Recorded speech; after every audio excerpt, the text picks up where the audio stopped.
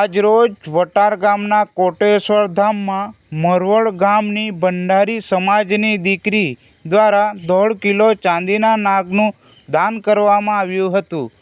મંદિરમાં નાગનું પહેલું દાન કરવામાં આવ્યું છે. આ ત્રિષા નામની દીકરીએ 500 સ્તોત્રોના પાઠ પણ કરવામાં આવ્યા હતા. મહારાજ દ્વારા નાગની પ્રતિષ્ઠા કરાવવામાં આવી હતી. જેની ઉપર કૃપા કરે એને દર્શન કરાવે.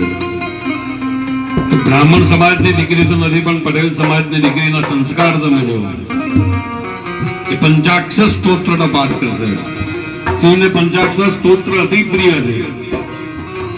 મહાદેવને રીઝવવા માટે રાવણે આની રચના કરી. એ પંચાક્ષર સ્તોત્ર અહીંથી ગવાશે. ભગવાન શંકરનું માનસિક સ્મરણ કરી હાથ જોડી રાખવાનું બધાએ.